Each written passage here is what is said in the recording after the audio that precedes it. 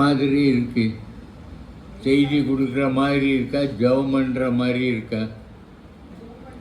என்னை நடத்திடும் அப்படின்னா என்னதான் இருக்குது? ஒரு ஜெபம். ஏன் அனுதினமும் மனைந்திடும் சொல்லியிருக்குது? பரிசுத்தமாக இருக்கிறவன் இன்னும் பரிசுத்தம். அது ஒவ்வொரு நாளும் அந்த ரினியூவல், ரிஃப்ரெஷிங் டெய்லி ஹேப்பனிங்காக இருக்கணும். அப்பந்தான் அது சரியாது. பாடுவோம்.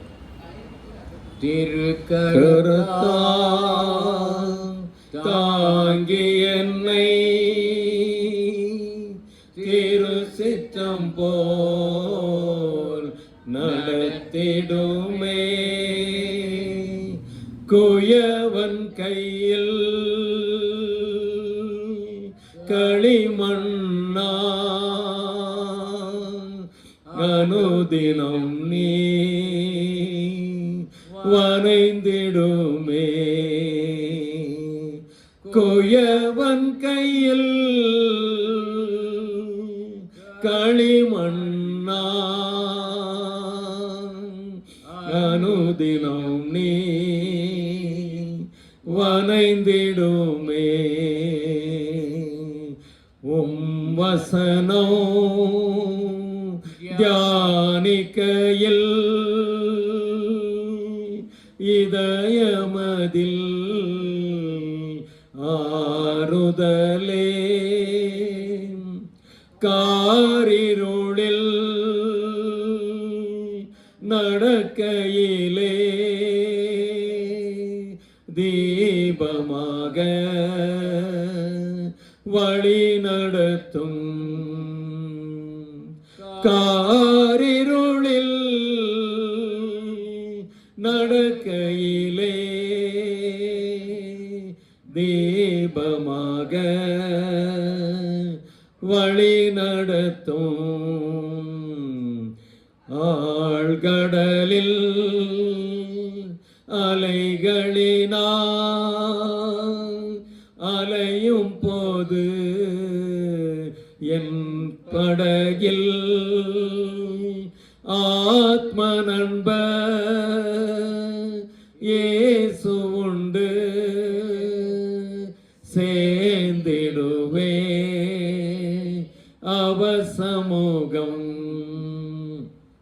ஆத்ம நண்பர் இயேசு உண்டு, சேர்ந்திடுவே அவசமுகம், அவர் நமக்காய் ஜீவன் தந்து அளித்தனரே இந்த மீட்பு, கண்களினா காண்கிறேனே இன்பக்கானா தேசமதே, கண்களினா காண்கிறேனே இன்பக்கானா தேசமதை, அவன் நமக்காய் ஜீவன் தந்து அளித்தனரே இந்த மீட்பு, கண்களினா காண்கிறேனே இன்பக்கானா தேசமதே, கண்களினா காண்கிறேனே இன்பக்கானா தேசமதே, திருக்கரத்தா தாங்கி என்னை திருக்கம்போல் நடத்திடுமே, குயவன் கையில் களிமண்ணா அனுதினம் நீ வனைந்திடுமே. குயவன் கையில் களிமண்ணா அனுதினம் நீ வனைந்திடுமே. அல்லேலூயா. ஆமாண்டவரே, ஆழ்கடலில் அலைகளினால் அலையும் போது என் படகில் ஆத்ம நண்பர் இயேசு உண்டே, சேர்ந்திடுவேன் அவர் சமூகம் என்று நாங்கள் பாடினோம். ஆண்டவரே, இந்த உலகத்திலே உங்களுக்கு பாடுகள் உண்டு, ஆனாலும் நீங்கள் பலன் கொண்டு திடமனதாயிருங்கள், இதோ நான் உலகத்தை ஜெயித்தேன் என்று சொன்னவர், உலகத்தின் கடைசி பரியந்தம் நீர் எங்களோடு கூட இருக்கிறேன் என்று நீர் சொல்லியிருக்கிறீர். எங்களுடைய வாழ்க்கையில் உள்ள சூழ்நிலைகள் எப்படியா இருந்தாலும் நீர் எங்களோடு இறுதி வரை இருக்கிறீர். அந்த வாழ்க்கை படகை நீர் எங்களுக்கு ஆண்டவரே, அந்த படகின் அந்த சுக்கானை பிடித்து நீர் இறுதி வரை எங்களை வழி நடத்தி நீர் அக்கறைக்கு சேர்க்க வல்லவர் என்ற விசுவாசத்திலே இந்த மாலை பொழுதிலே உம்முடைய சமூகத்தை நோக்கி பார்க்கிறோம். ஆண்டவரே, உம்முடைய வார்த்தைகளை நாங்கள் தியானிக்கும் போது அந்த வார்த்தைகள் எங்களோடு பேசட்டும். நீர் அங்கள் மூலமாக இந்த வேத பாட வகுப்பின் மூலமாக நீர் எங்களுக்கு என்ன சொல்ல சித்தமாயிருக்கிறீரோ அவற்றை நாங்கள் கேட்கவும், அதை எங்களுடைய வாழ்க்கையிலே நாங்கள் ஆராய்ந்து பார்த்து நாங்கள் எங்கே இருக்கிறோம், எங்களுடைய வாழ்க்கை படகு எந்த திக்கை நோக்கி சென்று கொண்டிருக்கிறது என்பதை நாங்கள் சிந்தித்து செயல்பட நீர் உதவி செய்யும். நீரே எங்களை அந்த படகின் சுக்கானியாக இருந்து நீர் வழி நடத்தும். அங்களையும் நீர் பொறுப்படுத்திக் கொள்ளும். இம்மட்டும் நீர் ஜீவன் சுகம் பலன் கொடுத்து நீர் அதிசயமாய் நடத்தி வருகிறீர். ஆண்டவரே, நீரே அவர்களை இந்த இடத்திலே நீர் தங்கி தாபரிக்கும்படியாக நீர் கிருபை பாராட்டி இருக்கிறீர். தொடர்ந்து உம்முடைய கிருபை கூட இருக்கட்டும். அவளுடைய வாழ்க்கை படகிலும் நீரே இருந்து அமைதிப்படுத்தி இறுதி வரை நீர் அவர்களை வழி நடத்தும். உம்முடைய கிருபையின் கரத்துக்களை அர்ப்பணிக்கிறோம். மீதியான நேரத்தையும் நீர் பொறுப்படுத்திக் கொள்ளும். இயேசுவின் மூலம் ஜெபிக்கிறோம் ஜீவனுள்ள பிதாவே, ஆமென். ஆமென்.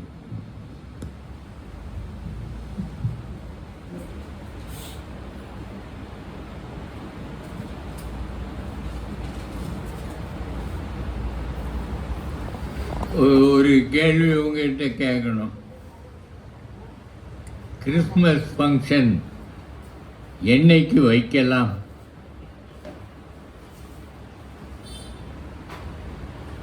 யோசிக்கலையோ ஒருத்தரும்? டிசம்பரில் கிறிஸ்மஸுக்கு அப்புறம் வைப்போமா?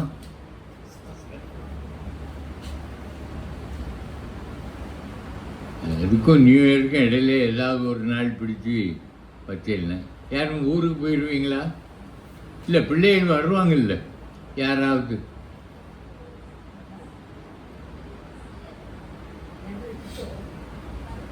என்ன சிரிக்கிறீங்க? என்ன சரியில்லையோ? சரிதான், அது ஏதாவது ஒரு நாள் அங்கே வச்சுக்கிடுவோம்.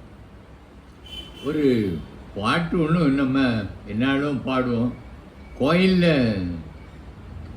கிறிஸ்மஸ் கேரல் வைக்கும்போதும் பாடுவோம். புது பாட்டு சொல்லி கொடுக்க டைம் இல்லை. இது மனசும் சொல்லி கொடுக்க இந்த சரி வரல. அதனால் பழைய பாட்டு ஒன்று வச்சிருக்கிறேன். இங்கிலீஷ் வாசிக்க தெரியாதவங்களுக்கு தமிழ்லேயும் அதே மாதிரி அடிச்சிருக்கு. யாருக்கா அது வேணா வாங்கி. பாட்டுத்தாலி யார்கிட்ட இல்லை, எல்லார்ட்டையும் இருக்கு. என்ன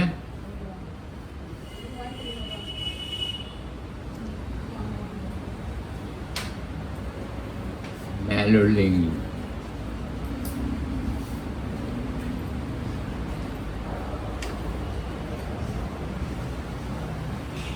இந்த பாட்டில் வாக்கு பார்த்தீங்களா?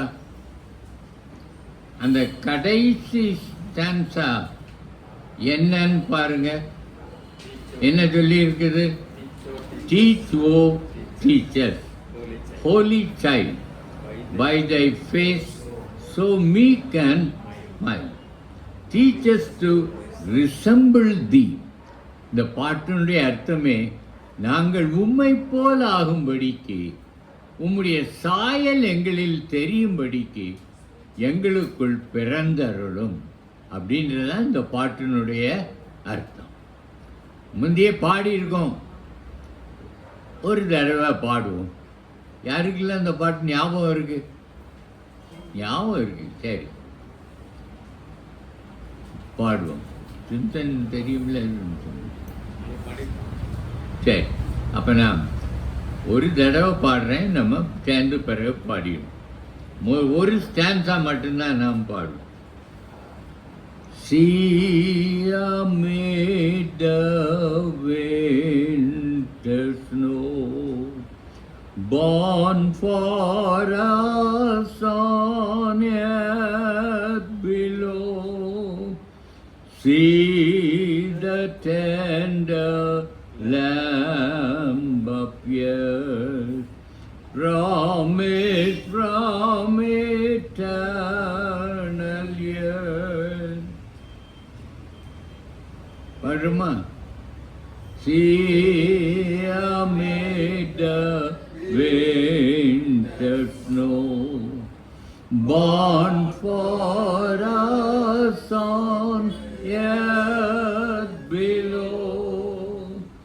See the tender Lamb appear, promised from eternal years. இல்லை இதை இன்னும் முழுக்க நல்லா படிச்சுக்கணும். அதுக்கப்புறம் தான் கோரஸுக்கு போகணும். நான் ஆரம்பிக்கிறேன், நீங்கள் பாடுங்க. ஆமாம், ஃப்ரம் தான். Promise from eternal.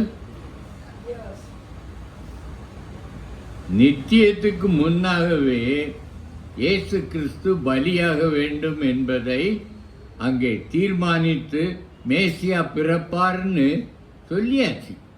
அதைத்தான் அந்த இதில் சொல்லி இருக்குது. அதைத்தான் அந்த லேம்புன்னு போட்டிருக்கிறதுனுடைய அர்த்தம், அவர் ஆட்டுக்குட்டியாக பலியிடப்படுவார் என்று.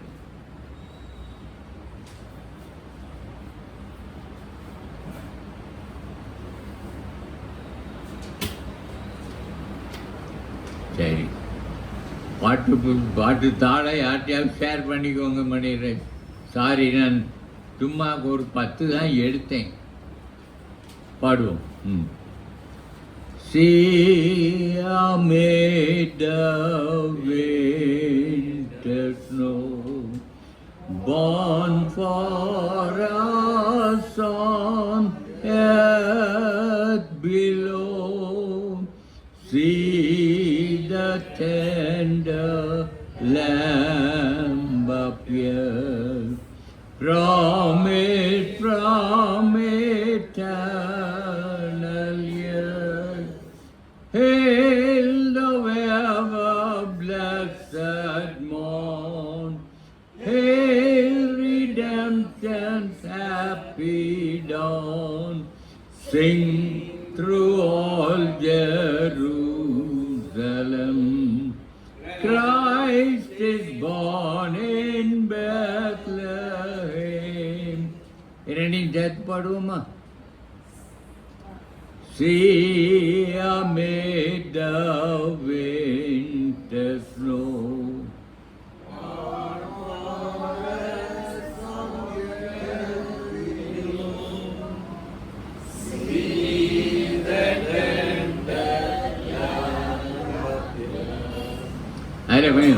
see the tender Lamb appears. ஒரு மூச்சு எடுத்துக்கிட்டு appears பாடும். திருப்பி பாடும்.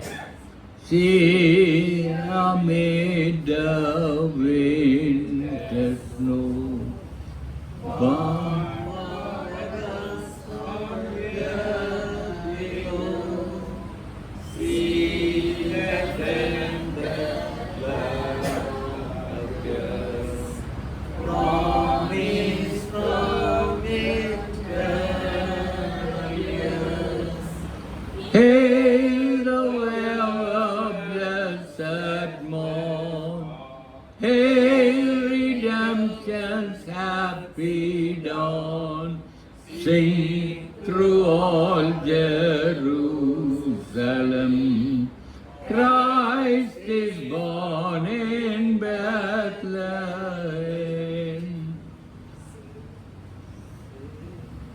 ஃபஸ்ட் ஸ்டான்ஸா எல்லாம் வந்துட்டா.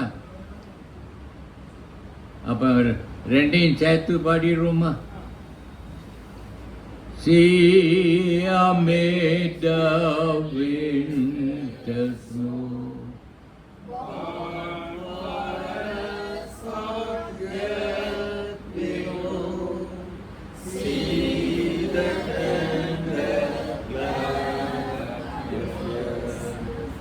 promise from eternal year. Hail the ever blessed morn. Hail redemption's happy dawn. Sing through all Jerusalem. Christ is born in Bethlehem. Say, holy shepherds, say, what your joyful news today? Wherefore have you left your sheep on the lonely mountain sea? Hail the ever blessed morn. Hail redemption's happy dawn. Sing through all Jerusalem. Christ is born in Bethlehem. As we watched at dead of night, lo, we saw a wondrous sight. Angels singing peace on earth, told us of a Savior's birth. Hail the ever blessed morn. Hail redemption's happy dawn. Sing through all Jerusalem. Christ is born in Bethlehem. Sacred infant, all divine, what a tender love was thine, thus to come from highest bliss down to such a world like this. Hail the ever blessed morn. Hail redemption's happy dawn. Sing through all Jerusalem. Christ is born in Bethlehem. Teach, O teach us, holy child, by thy face so meek and mild. Teach us to resemble thee in all thy sweet humility. Hail the ever blessed morn. Hail redemption's happy dawn. Sing through all Jerusalem. Christ is born in Bethlehem. The கடைசி stanza பாடும். Teach, O teachers. Teach, O teachers, holy child, by thy face so meek and mild. Teach us to resemble thee in all thy sweet humility.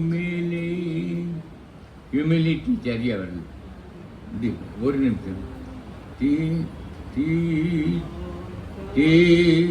Teacher, only child, by thy face so meek and mild, teach us to rest humbly in thy sweet humility. ஆள் அடிச்சா சரியா வந்துடும்.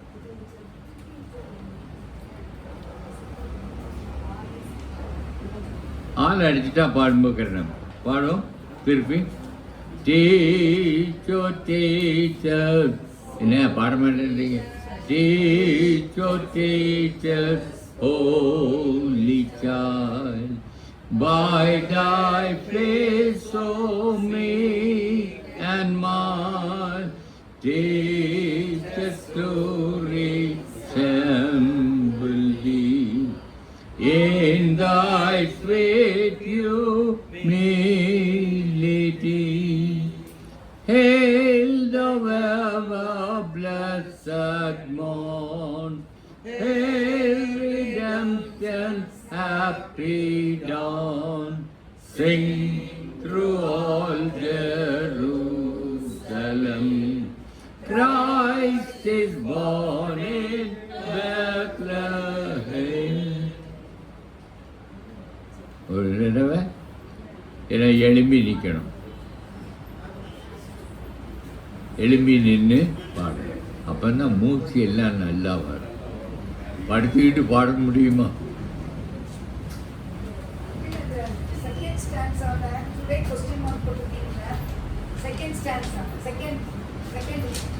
Second ஸ்டான்ஸால என்ன? Say, ye holy shepherd, say, what your joyful news today? Wherefore have you left your sheep on the lonely mountain steep?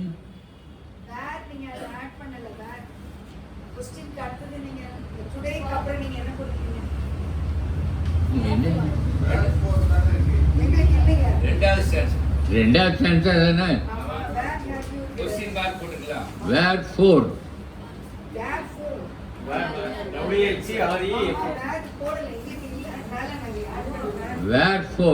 ஏன் விட்டுட்டு வந்தீங்கன்னு கேட்கறது தான். இல்லையா? பாத்தியா, அதான் உனக்குன்னு வந்த சோதனை. தமிழ்ல இருக்கு, பாத்துக்க.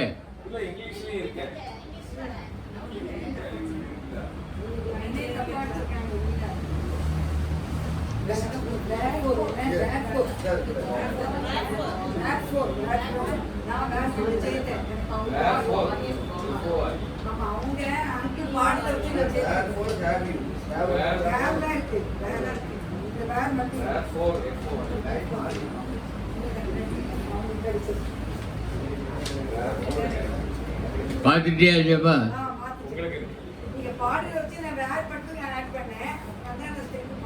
சரி, திருப்பி பாடுவோம்.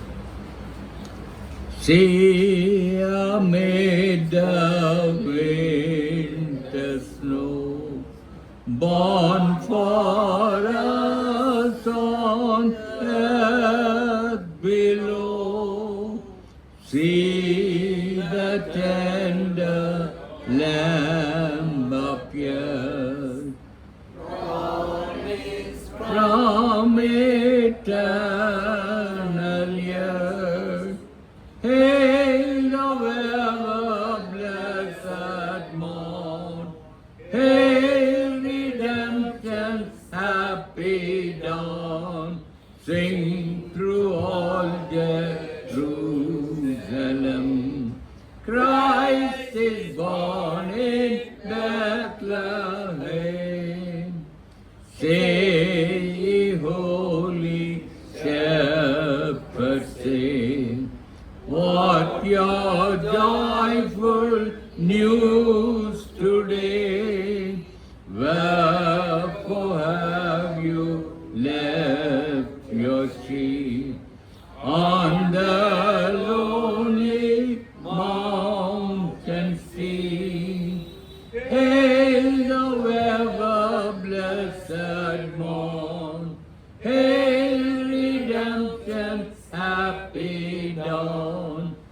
Sing through all Jerusalem, Christ is born in Bethlehem.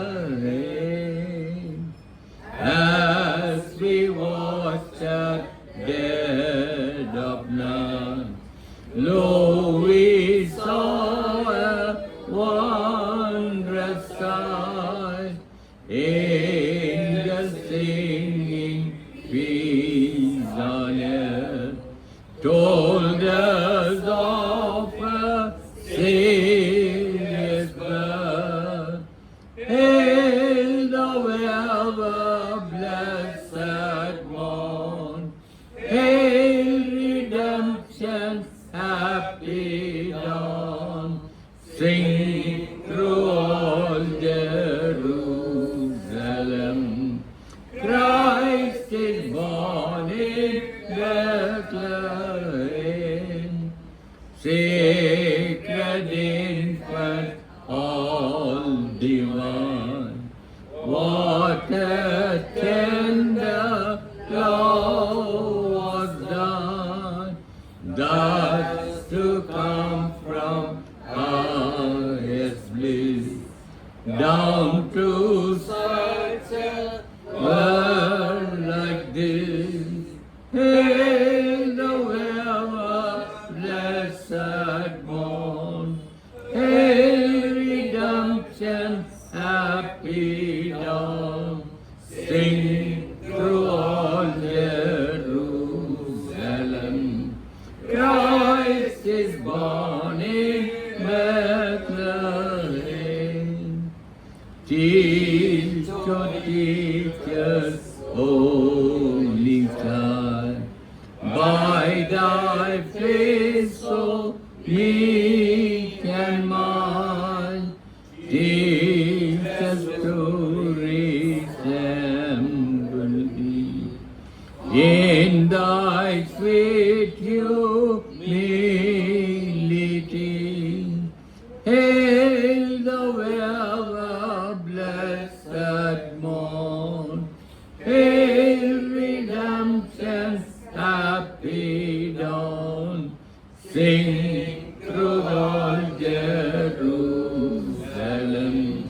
Christ is born in Bethlehem. இந்த பாட்டு எப்படி பாடணும்? ஸ்டான்ஸா பூராவும் ஸ்லோவாக பாடணும், சாஃப்டா. இது ஃபாஸ்டா. Hail the ever-blessed morn, அப்படி ஃபாஸ்ட் பேஸில் பாடணும். ஆட்டுமா? சரி, உட்காரு.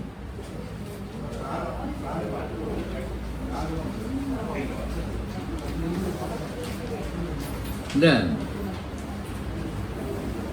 யோனா 4 அதிகாரத்தையும் சேர்த்து கொஸ்டின் எடுத்துருக்கேன். யாராவது இன்னும் வாங்காமல் இருக்கீங்களா?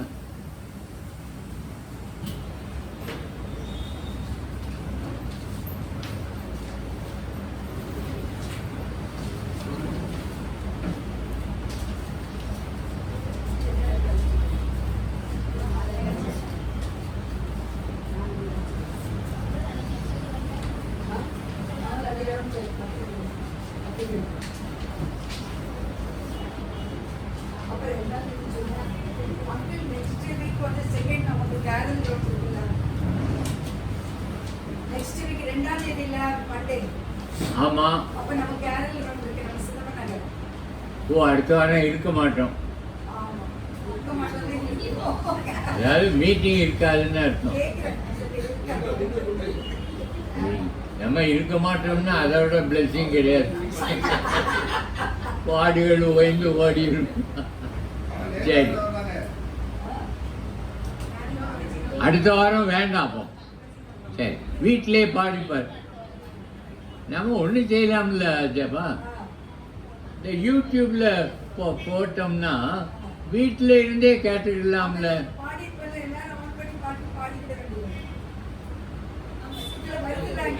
ஆமாம்,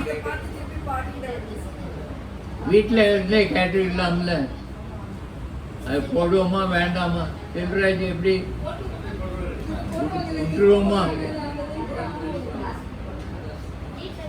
வேண்டாம் ஜபா விட்டுரும். அவங்க வந்து சரியான நேரத்தில் பாடிக்கிட்டு இருப்பாங்க, அது ஒன்றும் முடியாது, காத்திருப்போம். அதுக்கு அடுத்த வாரம் பார்த்துக்கிட்டோம்.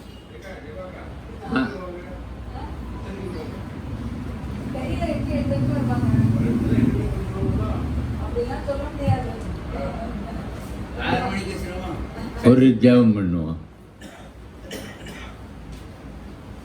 அன்பின் தகப்பனே, நாங்கள் இன்றைக்கும்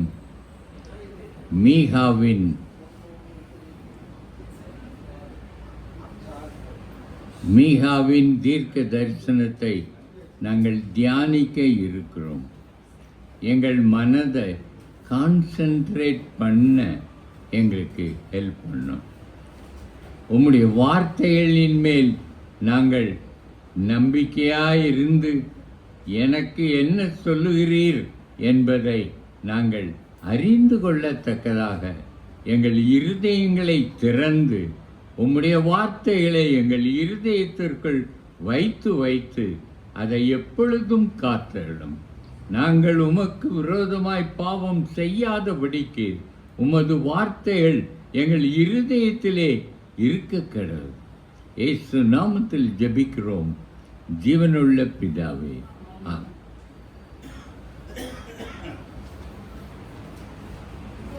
நாம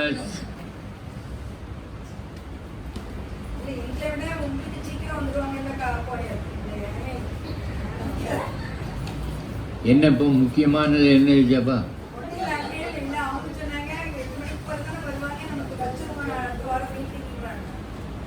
அதில் வேண்டாம், ஒரேடியாக விட்டுரும்.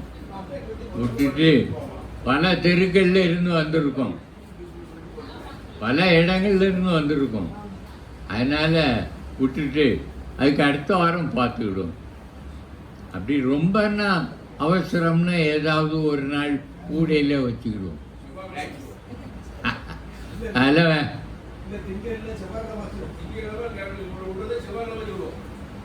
சரி எடுங்க. மீகா தீர்க்க தரிசியின் புஸ்தகம் ஏக அடுத்தாப்புல இருக்கு. யோனாக்கு அடுத்தாப்புல என்ன இருக்கு? மீகா.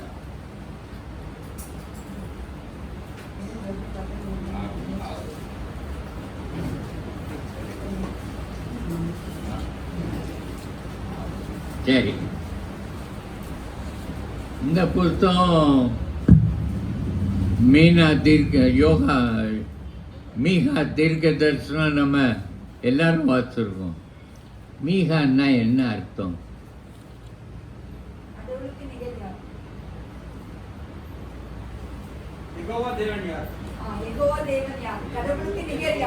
கடவுளுக்கு நிகர் யார், ஒப்பானவர் யார் அப்படின்னு சொல்லு. அப்போ அந்த கேள்விக்கு பதில் எதுல இருக்கணும்? மீகா புஸ்தகத்துல நம்ம அந்த கேள்விக்கு பேர் மீகா, தேவனுக்கு ஒப்பானவன் யார். அப்ப அந்த கேள்விக்கு பதில் மீகாவுடைய தீர்க்க தரிசனத்துல இருக்கணும். அந்த பதில் என்ன? வாத்து பார்க்கணும், பைபிள்ல வாத்து பார்த்து கண்டுபிடிக்கணும். அப்படி நம்மளா கண்டுபிடிச்சிக்கிட்டோம்னா ரொம்ப சந்தோஷமா இருக்கும், மறக்கவும் மறக்காது. சரி, இப்போ பார்ப்போம். நம்ம வாசம் மீகான்னா அர்த்தம் பார்த்துட்டோம். அந்த 1ஆம் வசனத்திலே அவனுடைய சரித்திரம் பூராவும் அடங்கி இருக்கு.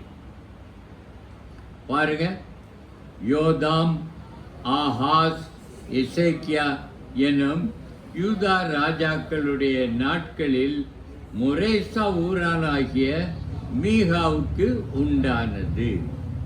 அப்ப இவன் யாருடைய காலத்துல இருந்தான்? யோதாம், அவன் மகன் ஆகாஸ், அவன் மகன் எசேக்கியா. இந்த 3 ராஜாக்கள் காலத்துல இருந்த இன்னொரு தீர்க்கதரிசி யாரு?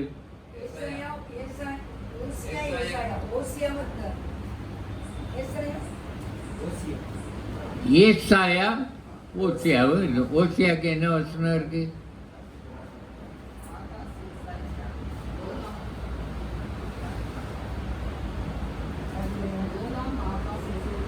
ஆமாம், ஆகாஸ், எசேக்கியா, உசியாவும் இருக்குது. உசியா ராஜா காலத்துலயும் உசியா இருக்கு. இருந்திருக்கான். அப்போ உசியா காலத்திலையும் அவன் இருந்திருக்கான், ஏசாயாவும் இருந்திருக்கான்.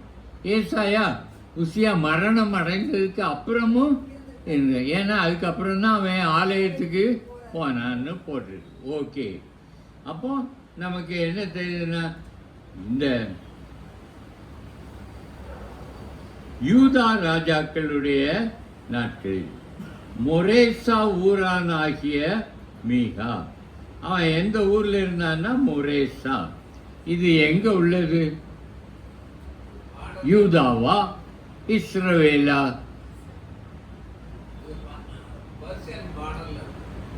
யூதாவில் உள்ளது.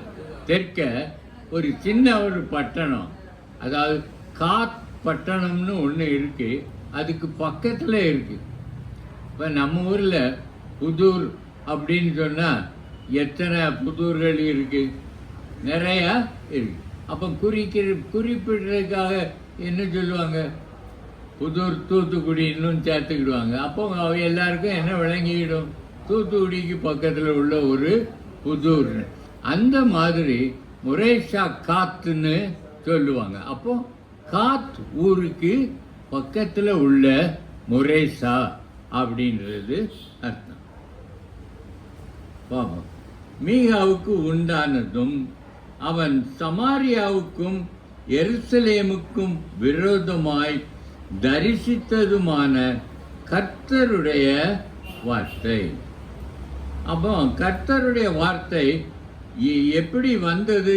எருசலேமுக்கும் சமாரியாவுக்கும் எதிராக வந்தது. காரணம் என்ன? இந்த ரெண்டு தேசமும் பாவத்தில் சிக்கி இருந்தது.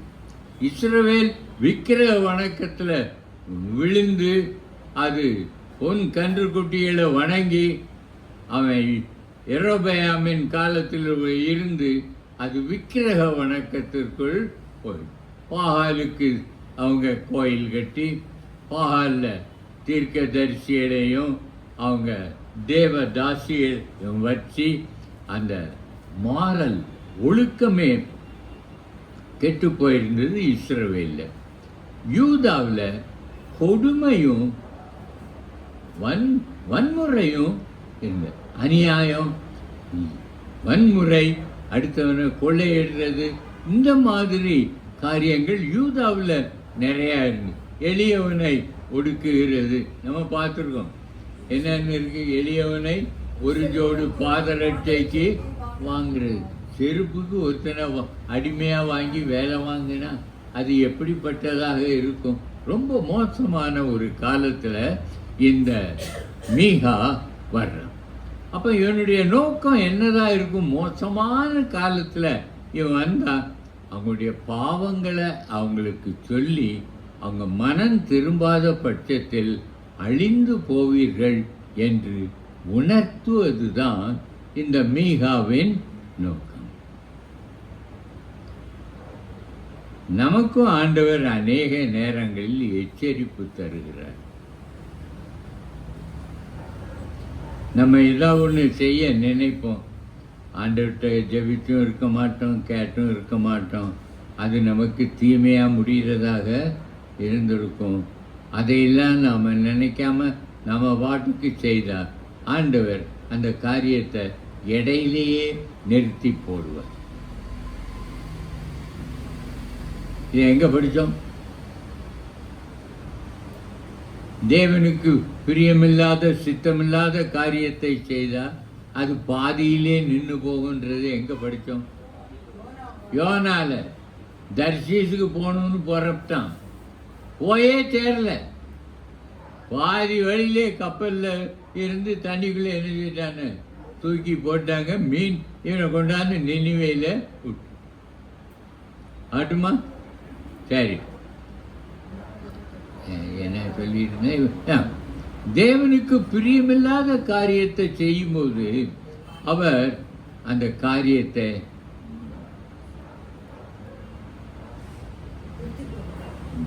யோபு 5:12 பார்த்தீங்கன்னா, தந்திரக்காரர்கள் தங்கள் காரியத்தை முடிய நடத்தக்கூடாதபடிக்கு தேவன் அவர்கள் உபாயத்தை அபத்தமாக்குகிறார். தாவீதுக்கு விரோதமாக அகித்தோப்பேலின் ஆலோசனை அப்சலோமுக்கு வந்தபோது தாவீது சொன்னான், ஜெபித்தான், ஆண்டவரே இந்த அகித்தோப்பேலின் ஆலோசனையை பைத்தியமாக்குவீராக. அப்படியே ஆண்டவர் அந்த அகித்தோப்பேலின் ஆலோசனையை பைத்தியமாக்கி அதை ரிஜெக்ட் பண்ண வச்சாரு. ராஜா ரிஜெக்ட் பண்ணா. கடைசியில் என்ன ஆச்சுது? போய் நாண்டுகிட்டு செத்தான். அவன் தன்னுடைய ஆலோசனை இப்படி அவன் ரெகோபயாம் அவன் ஒன்றும் செய்யறத இல்லை, அப்சலோம் செய்யலை, சாரி. அதனால நாம் இப்போ என்ன பார்க்குறோம்னா, தேவனுக்கு பிரியம் இல்லாததை நான் செய்தால் அந்த காரியம் வாய்க்கவே வாய்க்காது. அதில் ஆசீர்வாதம் இருக்காது, வேதனையும் வீண் செலவும் தான் இருக்கும். வாசிப்போம். அவன் சமாரியாவுக்கும் எருசலேமுக்கும் விரோதமாய் தரிசித்ததுமான கர்த்தருடைய வார்த்தை. அவன் என்ன தரிசித்தான்றத 2ஆம் வசனத்தில் பாருங்க. சகல ஜனங்களே கேளுங்கள், பூமியே அதில் உள்ளவைகளே செவி கொடுங்கள். செவி கொடுங்கள்னா என்ன அர்த்தம்? காதால கேட்டு அடுத்த காதில் விட்டுட்டு போங்கன்னு அர்த்தமா? கீழ்ப்படியுங்கள், அதான் சொல்லு. செவி கொடுங்கள். கர்த்தராய ஆண்டவர் தம்முடைய பரிசுத்த ஆலயத்தில் இருக்கிற ஆண்டவரே உங்களுக்கு விரோதமாய் சாட்சியாய் இருப்பார். நமக்கு சந்தோஷமா கொஞ்சம் பயமா? ஏன்? ஆண்டவர் எனக்கு விரோதமா சாட்சியா இருப்பார்னா வார ஆண்டவரே பார்த்துக்கிடுவோன்னு சொல்ல முடியுமா? ஏன்? வாயில வார்த்தை வரும் முன்னாலே அது இருதயத்தில் இருக்கும்போதே அதை அறிகிறோம். கொஞ்சம் யோசித்து பார்த்தீங்கன்னா எவ்வளவோ ஆச்சரியமான ஒரு காரியம். இந்த உலகத்தில் எத்தனை பேர் இருக்காங்க? சுமாரா ஒரு 700 கோடி இல்லை 800 கோடி இருக்கிறாங்க. அப்போ இந்த 800 கோடி பேருடைய நினைவுகளையும் அவர் அறிந்து ஒவ்வொருவனுக்கும் தக்கதாக பலன் அளிக்கிறார்னா அப்ப அவருடைய ஞானமும் வல்லமையும் நம்மால கிரகிக்க முடியுமா? How he does it? நமக்கு அது நினைத்தே பார்க்க முடியாத அளவுக்கு தேவன் அவ்வளவு பெரியவர், அவ்வளவு வல்லவர். வாயில் வார்த்தைகள் பிறக்கும் முன்னதாகவே இருதயத்தின் நினைவுகளை அறிந்திருக்கிறார். அவைகள் நன்மைக்கு ஏதுவானவைகள் அல்ல, தீமைக்கு ஏதுவானவை. அப்போ இத்தனை கோடியில் நான் ஒருத்தன் இருக்கேன், என்னைய அவர் எப்படி பார்க்க முடியும்? ஒளிஞ்சிக்கிடுவேன்னு சொல்ல முடியும்? அதெல்லாம் சொல்ல முடியாது. அப்படி நினைச்சா எந்த சங்கீதத்தை பார்க்கணும்? 139 பார்க்கணும். அதை பார்த்தா தெரியும், மறைந்து கொள்ளத்தக்க இடமே கிடையாது. ஆகையால தேவன் சொல்லுகிறார்னா நாம கீழ்ப்படிவோம். தேவனுடைய வார்த்தைகளுக்கும் எச்சரிப்புக்கும் கீழ்ப்படிவோம். எச்சரித்தும் கீழ்ப்படியாதவன் யார்? என்ன நீங்க சாலமோன் 1 ராஜாக்கள் 11ஆம் அதிகாரத்தில் 2 தடவை ஆண்டவர் அவனுக்கு சொப்பனத்தில் வந்து அந்நிய பெண்களை செய்யாதே அப்படின்னு சொல்லியும் அவன் மறுபடியும் என்ன செய்தான்? போய் அவன் நம்பர் 1000 ஆக்கிட்டான். அப்ப நான் மட்டும் சாலமோனுக்கு அவனுக்கு ஒன்றும் செய்யலையே, என்னையும் செய்யாதீன்னு சொல்லலாமா? சாலமோனை தண்டித்தாரா? என்ன? எப்படி? எபிரேயர் 11:32 பாருங்க, வாசிக்கணும், கண்டிப்பா வாசிக்கணும்.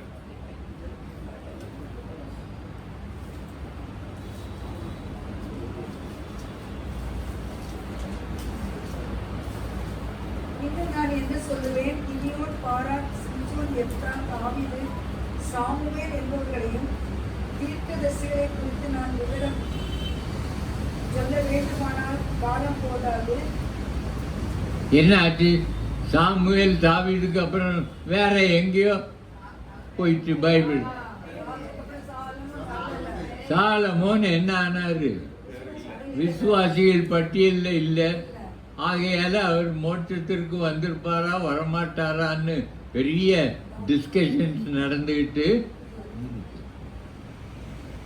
பிறக்கு முன்னாலே பேர் வச்சவன், அவர்கிட்ட நேரடியா ஞானத்தை கேட்டவன், ஞானத்தால் நிறைந்த அவனே ஆண்டவருடைய எச்சரிப்பு இல்லை.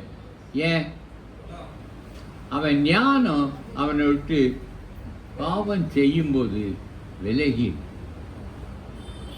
எனக்கு உலக அனுபவம் அதிகமாக உண்டு, ஆகையால் நான் இந்த அனுபவத்தால் எல்லாத்தையும் செய்திருவேன்னா, நீ பாவம் செய்தால் அந்த அனுபவத்தின் ஞானம் உன்னை விட்டு விலகிவிடும். அதுதான் இவன் செய்தான். அந்த நேரத்தில் அவன் ஞானம் போயிட்டு ஆண்டவருக்கு விரோதமாக துணிந்து பாவத்தை செய்தான். வாசிப்போம். ஆகையால தேவன் உங்களை எச்சரிக்கும் போது, குடும்பத்தில் சின்ன சின்ன காரியம் நாம் நினைச்சது கூட நடக்காம போனா உடனே யோசிக்கணும், ஏன் அப்படின்னு யோசிக்கணும். பாருங்க, வாசிப்போம். மீகா, ஒரு நிமிஷம் நான் விட்டுட்டேன், எடுத்துக்கணும்.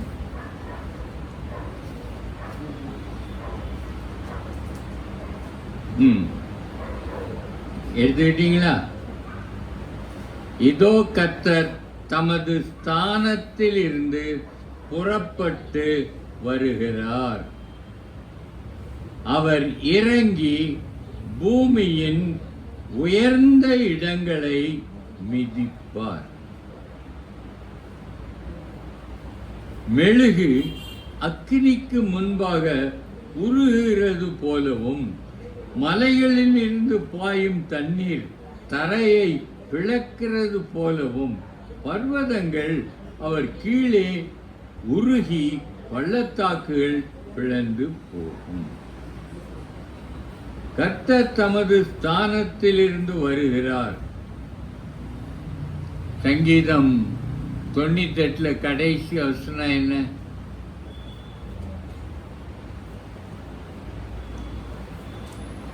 இதோ கர்த்தர் வருகிறார். இருக்கா? 13 வசனமா?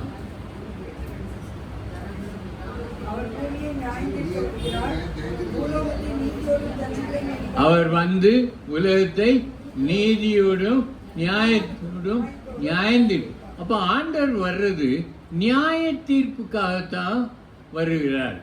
அப்போ அந்த மீகா சொல்றான், நீ பாவத்தில் இருக்கிற, ஒரு நியாய தீர்ப்பு உனக்கு இருக்குது, நீ இப்பவுமே உன் பாவத்தை அறிக்கை செய்து பரிசுத்தமாகிவிடு, இல்லைன்னா நீ கைவிடப்படுவாய். நியாய தீர்ப்பில் கைவிடப்பட்டா எங்கே தான் போய் சேரணும்? சாத்தானுக்கு அடிமையாக நரகத்துக்கு தான் போய் சேரணும். அதுதான் சரி. கர்த்தராய் ஆண்டவர் இல்லை. இதோ கர்த்தர் தமது ஸ்தானத்தில் இருந்து புறப்பட்டு வருகிறார். அவர் இறங்கி பூமியின் உயர்ந்த இடங்களை மிதிப்பார். அதுதான் கொஞ்சம் விளங்குறதுக்கு கஷ்டமான ஒரு வார்த்தை. ஏன் அவர் உயர்ந்த இடங்கள்னா என்ன? ஏன் அதை மிதிப்பார்னா என்ன அர்த்தம்? அதை விட அதன் மேல் தம்முடைய முழு பலத்தையும் செலுத்தி கால்களுக்கு கீழாக ஆக்கிக் கொள்கிறார். இந்த நிறைய கதைகளும் வரும். ஸ்பார்டன்ஸ்னு ஒரு கதையெல்லாம் வரும். அதில் ஒருத்தனை ஜெயிச்சுட்டான்னா, அவன் இவனுக்கு அடிமை ஆயிட்டான்னா, இவன் காலை அவன் கழுத்தில் வைப்பான்.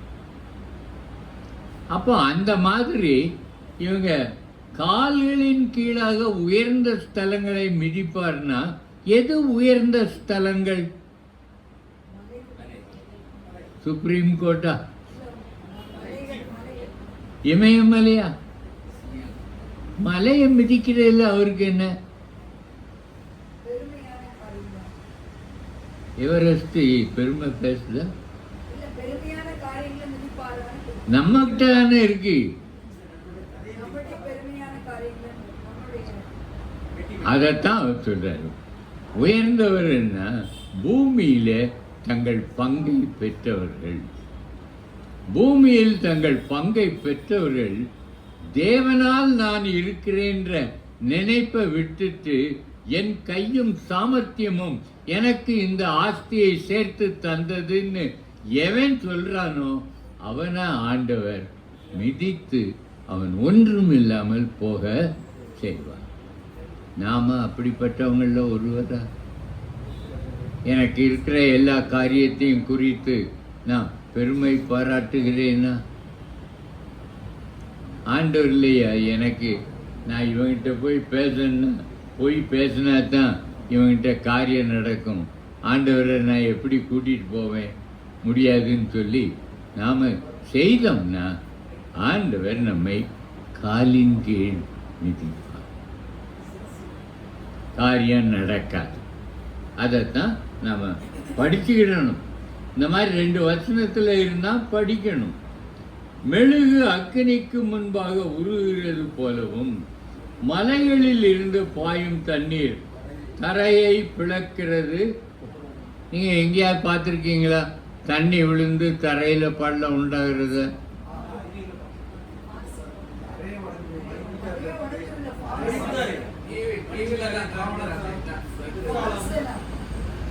குற்றாலத்தில் மெயின் ஃபால்ஸில் இடையில ஒன்று இருக்கு, பொங்குமாங்கடல்னு ஒன்று இருக்கு.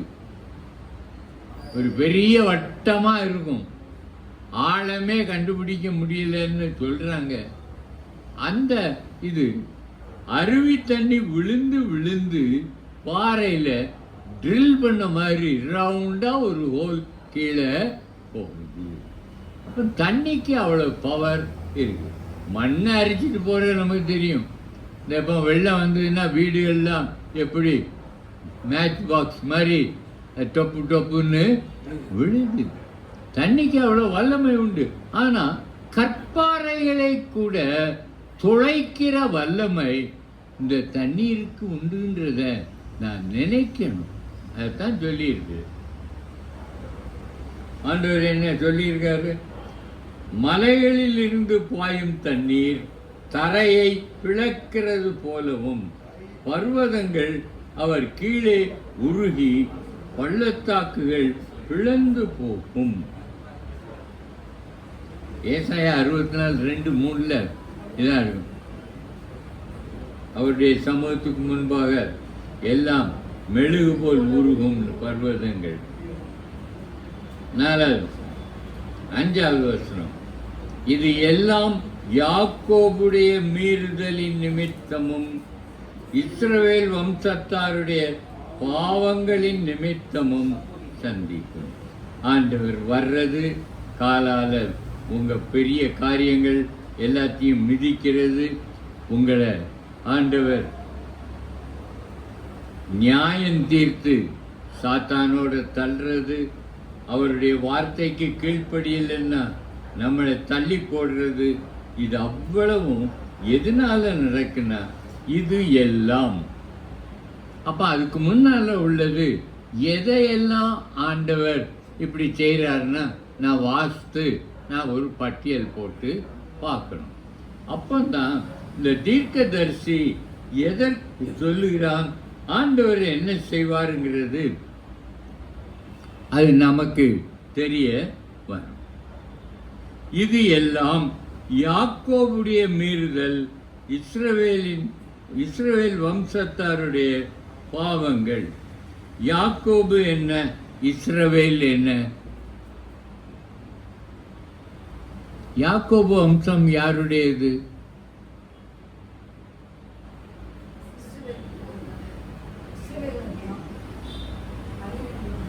இஸ்ரவேல் யெரொபெயாம் பிரிஞ்சு போனான். ரெகொபெயாம் காலத்தில் பிரிஞ்சு போயிட்டான். அவனுக்கு இஸ்ரவேல்னு பேர். அந்த இஸ்ரேல் தேசத்துக்கு சமாரியா தலைநகர். ஆனால் இங்கே யாக்கோபுன்னா யூதாவைத்தான் இருக்கும். யாக்கோபுடைய கூடாரங்கள்னா யூதாவுடைய கோத்திரத்துடைய கூடாரங்கள் வசிக்கும் இடங்கள். ஆக இந்த யூதா கோத்திரத்தாருடைய பாவங்களும் இஸ்ரவேல் வம்சத்தாருடைய பாவங்களும் தான் இவங்களை தேவன் கோபம் கொண்டு மிதிக்கிறதுக்கும் அழிக்கிறதுக்கும் காரணம். இஸ்ரவேலுடைய பெரிய பாவம் என்ன? தேவனை விட்டு கண்ணு குட்டியை வணங்கு. உங்களுக்கு ஞாபகம் இருக்குன்னு யோசிக்க, கண்ணு குட்டியை ஏன் செய்தான்? இந்த யெரொபெயாம் ஒரு காளையை செய்திருக்கலாம்.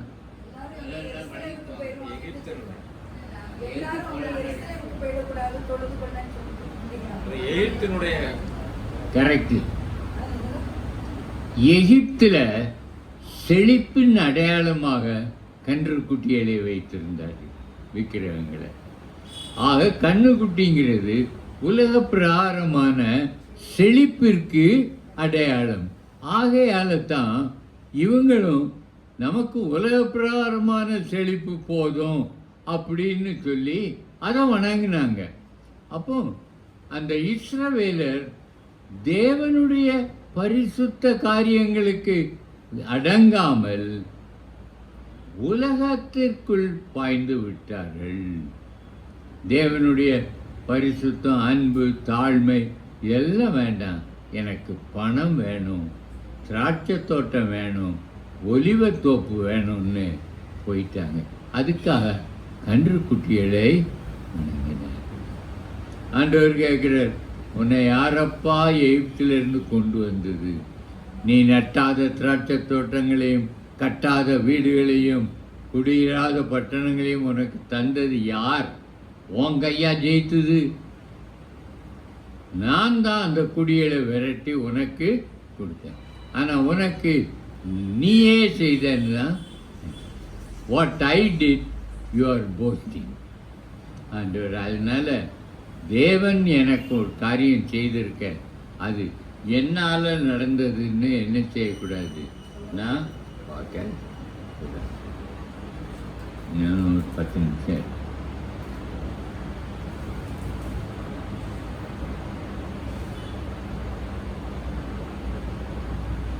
யாக்கோபின் மீறுதலுக்கு காரணம் என்ன? சமாரியா அல்லவோ? இந்த இடத்துல நீங்க கொஞ்சம் சரித்திரத்தை தெரியணும். 2ஆம் யெரொபெயாம் காலத்தில் இஸ்ரவேல் தேசம் எப்படிப்பட்டதாக இருந்ததுன்னா, செல்வ செழிப்பாக இருந்தது. வீடுகள்லாம் யானை தந்தத்தால் கட்டப்பட்டு இருந்தது. அவர்கள் கல்லுகளினால் கட்டடங்களை, வீடுகளை கட்டி இருந்தார்கள். எல்லாம் தேவதாரு விருட்சங்களால் முச்சரம் போடப்பட்டு கட்டப்பட்ட பெரிய மாளிகைகளாக இருந்தது. அவங்க எளியவனை வாங்கி எதுக்கும் வேலைக்கு வச்சுக்கிறது. முந்தைய காலத்தில் கிராமங்களில் ஒவ்வொரு வீட்டுக்கும் ஒரு குடும்பம் இருக்கும். அவங்களத்தான் அடிமைகளாக இவங்க வச்சிருப்பாங்க. இவங்க என்ன செய்தாலும் அந்த காரங்க என்ன செய்ய முடியாது. ஒன்றாச்சுக்கு நல்லா தெரியும் நம்ம ஊரில் என்ன நடந்ததுன்னு. அப்படிப்பட்ட ஒரு காலத்தில் ஆண்டவர் சொல்லுகிறார், இந்த இஸ்ரவேலை பார்த்து யூதாவும் உலகத்திற்குள் சென்று விட்டது. தேவனுடைய வார்த்தைகளுக்கு செவியுடாமல் உலக ஞானத்தை பின்பற்றினதினால் தேவனுடைய கோபம் யூதாவின் மேல் இறங்கிற்று. அப்போ நான் என் வாழ்க்கையில் நோக்கம் என்னன்னு பார்க்கணும். பிரசங்கி 2:25 பிரசங்கி 2:25 சாலமோனுடைய வாழ்க்கையின் நோக்கம் என்னன்னு சொல்லியிருப்பான்.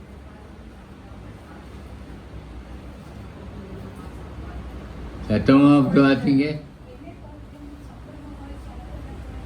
என்னை பார்க்கிலும் சம்பிரமமாய் சாப்பிடத்தக்கவன் யார்? என்னை பார்க்கிலும் துரிதமாய் சம்பாதிக்கத்தக்கவன் யார்? அவருடைய 2 நோக்கமும் பணத்தை சம்பாதிக்கணும், நல்லா சாப்பிடணும். பவுல் சொல்லுவாங்க, அவர்கள் தேவன் யாருன்னா அவன் வயிறு தான் அவனுக்கு தேவன். அதனால இன்னைக்கு நாம தேவனுடைய வார்த்தைக்கு பயந்து நடக்கிறோமா, அல்லது நான் உலக ஞானத்தை பின்பற்றி உலகத்தில் எனக்கு எல்லா வசதியும் இருக்கணும்னு நான் பார்க்கிறேன்னா? லாசர் ஐஸ்வர்யவான் அந்த நிகழ்ச்சி நாம கண்டிப்பா நினைவு கூற வேண்டிய ஒன்று. ஆண்டவர் அந்த ஐஸ்வர்யவானுக்கு பதில் ஆண்டவரா ஆபிரகாமான்னு சந்தேகம், ஆபிரகாமத்தான் இருக்கும். ஏன்னா ஆபிரகாம் மடியிலான லாசர் இருக்கான். அவன் சொன்ன, மகனே, நீ பூமியில் இருந்த காலத்தில் சம்பிரமமாய் சாப்பிட்ட. உன் வீட்டு வாசல்ல இருந்த லாசர்வை கவனிக்கலை. உன் மேஜையின் கீழிருந்து விடும் துணிக்கைகளால் தன் பசியை ஆத்த அவன் கஷ்டப்பட்டான், இன்னைக்கு தேற்றப்படுகிறான். நீ அன்னைக்கு வாழ்ந்த, இன்னைக்கு வேதனை படுகிற. எனக்கும் அதே தான் பொருந்தும், உங்களுக்கும் அதான் பொருந்தும். ஆண்டவரை நினைக்காம அவர்கிட்ட இருந்து இருக்குன்னு ஆண்டவர் பரமண்டல ஜபத்தில் என்ன சொல்லி கொடுத்துருக்கிறார்? அன்றன்றுள்ள அப்பத்தை எங்களுக்கு இன்று தாரும். அப்ப நீங்க சாப்பிட்றது யாரால வந்தது? ஆண்டவரால. அதை நினைக்கீங்களா? நல்ல வேளை நான் இதை அன்னைக்கே வாங்கி வச்சுட்டேன்.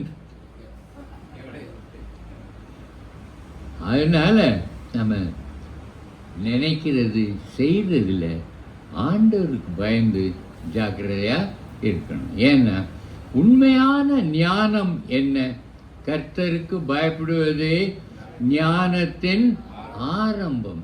அவருக்கு பயந்து பயந்து நம்ம கீழ்ப்படிதல்ல அதிகமாக அதிகமாக நாம் ஞானவான்களாய் மாறும். ஞானவான்கள் அநேகரை ரட்சிப்பு கொடுக்கிறவங்க வானத்தில் நட்சத்திரங்களை போல் ஜொலிப்பார்கள், பிரகாசிப்பார்கள்.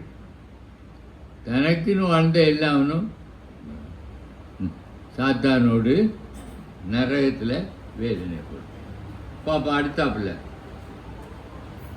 யூதாவின் மேடைகளுக்கு காரணம் என்ன? எருசலேம் அல்லவோ? இந்த ஆகாஸ் என்ற ராஜா சரித்திரம் வாசிச்சிருக்கீங்களா?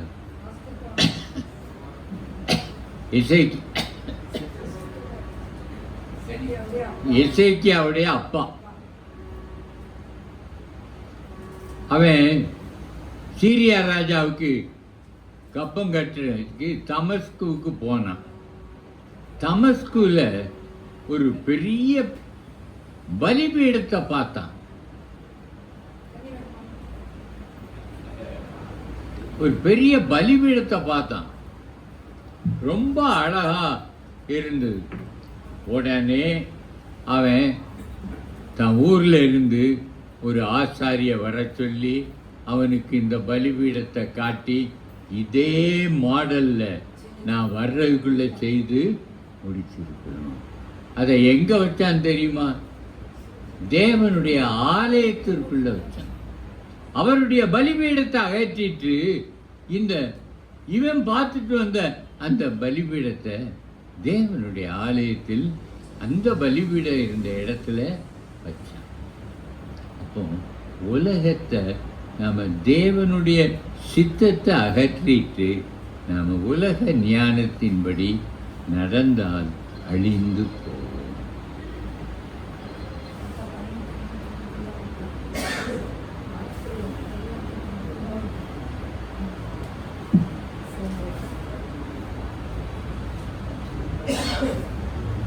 தேங்க்யூ. ஒன்றை 6ஆம் வசனம் பாரு. ஆகையால் நான் இது இப்படி செய்ததுனால ஆண்டவர் காரணம் இல்லாம எதையும் என்ன செய்ய மாட்டார். அப்ப எனக்கு நேரிடுகிற எல்லாத்துக்கும் என்ன இருக்கணும்? கண்டிப்பா பேக்ரவுண்ட்ல ஒரு காரணம் இருக்கணும். அது என்னுடைய வாழ்க்கையில் உள்ள ஒரு நிகழ்வாக இருக்கணும். நான் ஆண்டவரை விட்டுட்டு காலையிலே ஜெபம் பண்ணாம என் நாளை ஆரம்பிச்சிருக்கலாம். பைபிளை வாசித்து தியானிக்காம நான் உடனே நியூஸ் பேப்பரை எடுத்து வாசித்திருக்கலாம். இப்படி நான் அவருக்கு பிரியமில்லாததை செய்தா ஆண்டவர் என் மேல கோபப்படுவார். அதான் இங்க என்ன சொல், ஆகையால் அந்த வார்த்தையில அப்ப நான் பார்க்கணும். ஆகையால் நான் சமாரியாவை வெளியான மண்மேடும் திராட்சை செடுகிற நிலமாக அதன் கற்களை பள்ளத்தாக்கிலே புரண்டு விழப்பண்ணி அதன் அத்திபாரங்களை திறந்து வைப்பேன். அத்திபாரம் திறக்குன்னா என்ன அர்த்தம்? கட்டடம் இடிஞ்சு விழுதுன்னு அர்த்தம். அதன் சொரூபங்கள் எல்லாம் நொறுக்கப்படும், அதன் பணயங்கள் எல்லாம் அக்னியால் எரித்து போடப்படும், அதன் விக்கிரகங்கள் எல்லாம் பாழாக்குவேன். வேசி பணயத்தினால் சேர்க்கப்பட்டது திரும்ப வேசி பணயமாக போகும்.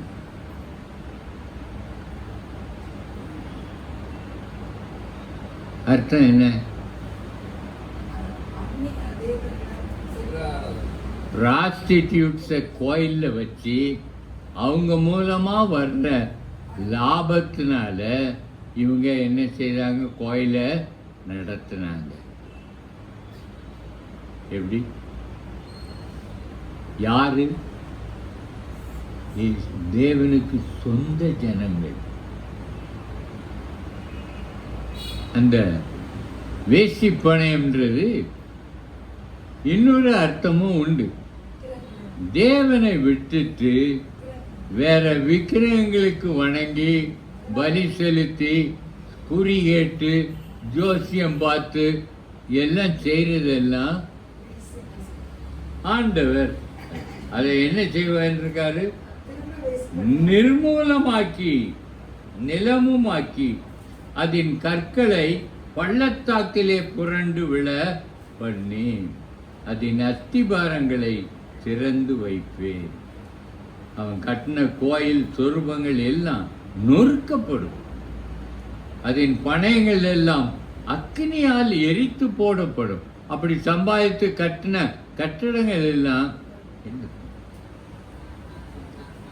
புதிய ஏற்பாட்டில் சொல்லி வேசி பணயம் எங்க வரக்கூடாது? ஆண்டவருடைய காணிக்கைக்கு வரக்கூடாது. அதன் சொரூபங்கள் எல்லாம் நொறுக்கப்படும், அதன் பணயங்கள் எல்லாம் அக்னியால் எரித்து போடப்படும், அதன் விக்கிரகங்களை எல்லாம் பாழாக்குவேன். வேசி பணயத்தினால் சேர்க்கப்பட்டது திரும்ப வேசி பணயமாய். இது நிமித்தம் நான் புலம்பி அலறுவேன். மீகா சொல்றேன், பறிகொடுத்தவனாகவும் அம்மணமாகவும் நடப்பேன். நான் ஓரிகளைப் போல ஊளை இட்டு. அது என்ன இந்த ஓரி?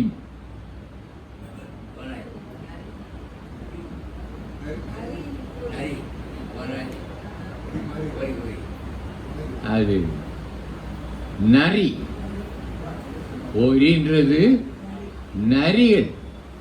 நரிகளை போல ராத்திரி ஊழையிட்டுக்கிட்டு தெரிகிறது. அதைத்தான் ஓரின்னு சொல்லி சில வார்த்தைகளுக்கு அர்த்தம் கண்டுபிடிக்கிறது. இங்கிலீஷ் பைபிள் பார்த்தீங்கன்னா இருக்கும், அதில் ஜாக்கால்னு இருக்கும்.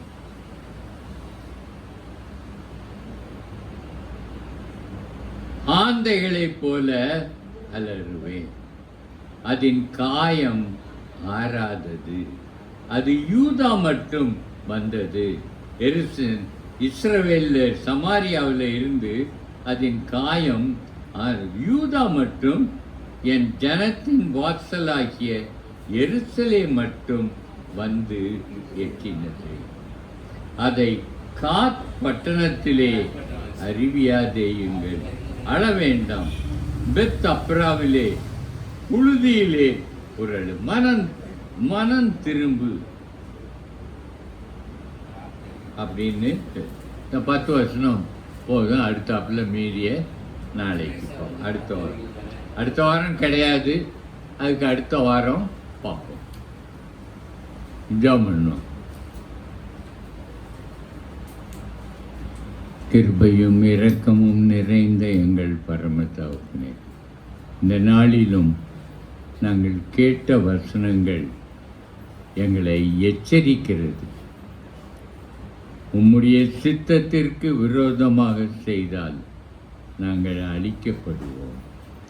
உம்மை விட்டு வேறே தேவர்களை நாங்கள் பின்பற்றி அந்த தேவர்கள் எங்களுக்கு நன்மை செய்யும் என்று நினைத்து அவைகளுக்கு நாங்கள் பலி செலுத்தினால் எங்கள் வாழ்க்கையை நரகமாக்கி வெறுமையாக்கி போடுவீர். ஒன்றும் இல்லாமல் நாங்கள் அம்மனமாய் ஓட வேண்டி இருக்கும். ஆண்டவரே, அந்த நிலைமை எங்களுக்கு வராதபடி எங்களுக்கு உமக்கு பயப்படும் பயத்தை தந்து நாங்கள் உம்முடைய வார்த்தைகளுக்கு கீழ்ப்படிந்து நடக்க எங்களுக்கு கிருபையை தார்.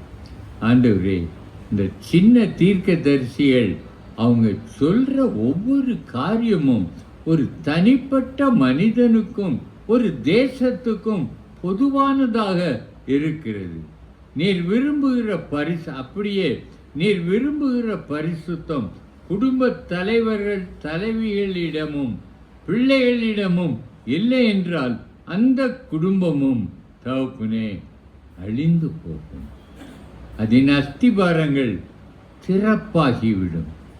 அந்த குடும்பம் பணத்தினால் கட்டப்பட்டிருந்ததானால், புகழினால் கட்டப்பட்டிருந்ததானால், அதிகாரத்தினால் கட்டப்பட்டிருந்ததானால் அதன் அஸ்திபாரங்கள் திறப்பாகி போகும்.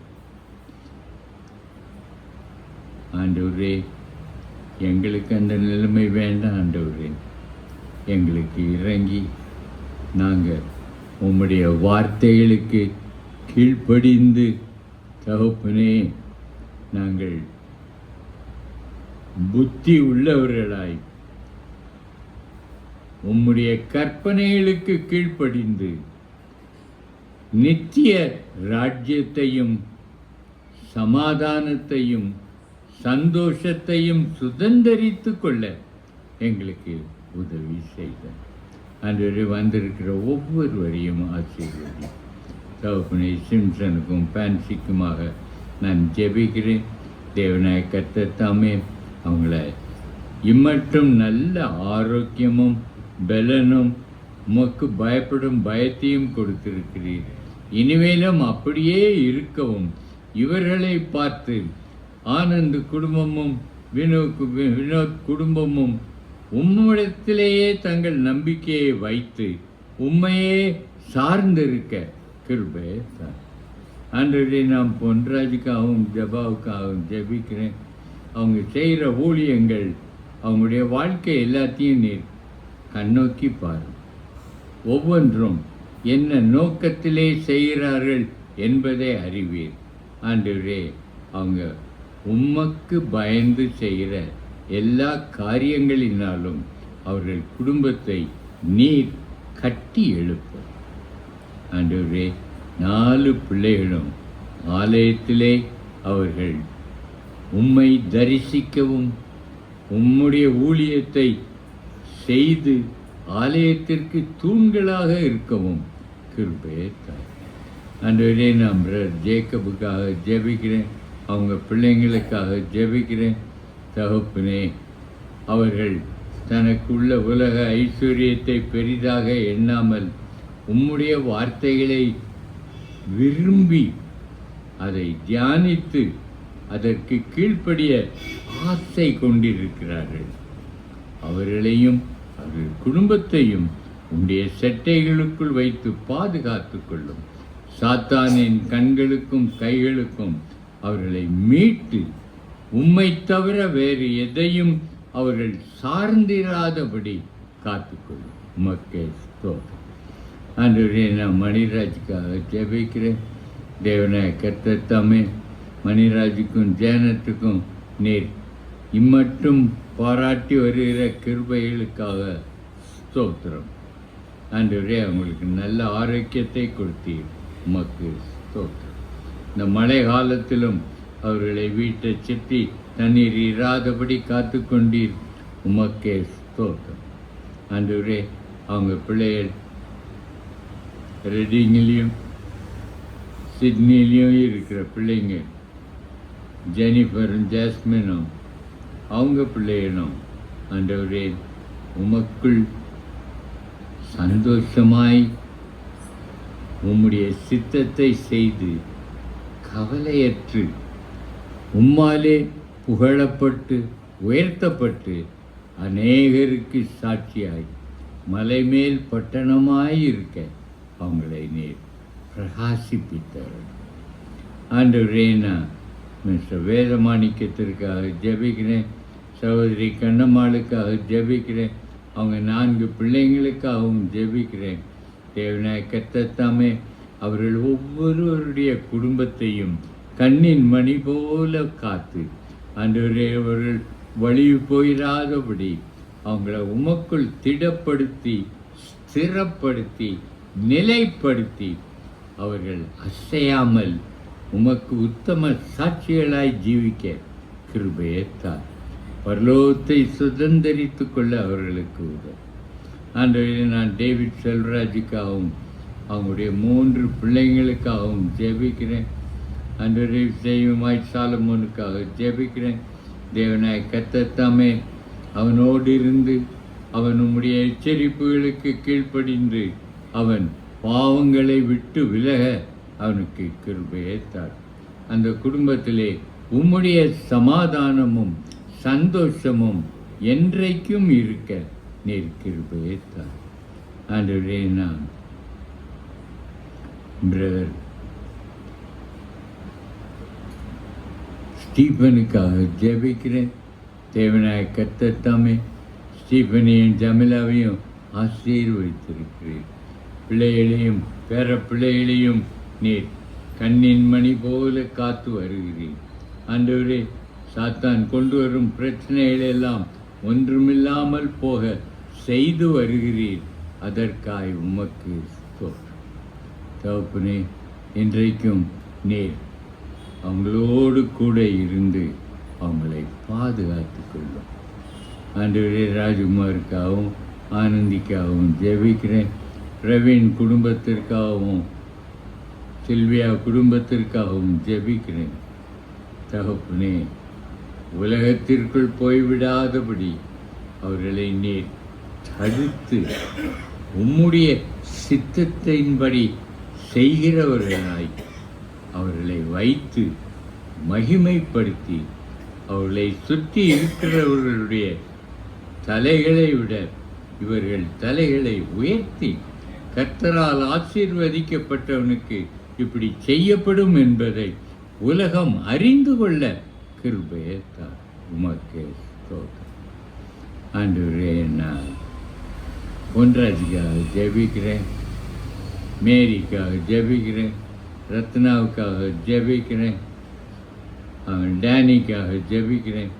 ஒவ்வொருவருடைய குடும்பமும் ஆலயத்தில் அஸ்திபாரமிடப்பட்டதாய் அது கட்டப்பட டேனியையும் ரத்னாவையும் நீர் வல்லமையாய் ஆட்கொண்டருளும்.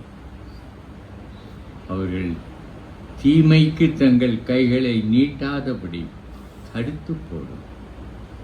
உம்முடைய ராஜ்யத்திற்கு பாத்திரவான்களாக அவர்களை காத்துக்கொள்ளும். ஆண்டவரே, நான் விஜிக்காக ஜெபிக்கிறேன், மேலினுக்காக ஜெபிக்கிறேன். அவங்க கையின் பிரயாசங்களை வாய்க்கப்படணும். எத்தனையோ கஷ்டங்கள் உண்டு தகப்பனே. ட்ராவல் பண்ணணும், மனுஷர் தயவு அவசியம். ஆனாலும் தகப்பனே, அவன் உண்மையே சார்ந்து ஜீவிக்க கிருபையை தரும். லெனோராவும் லாய்டும் உண்மையிலேயே தங்கள் குடும்பத்தின் அத்திபாரத்தை போட்டு எந்த புயல் வந்தாலும் மழை வந்தாலும் அசையாது இருக்கிற குடும்பமாக அது இருக்க கிருபையை தரும்.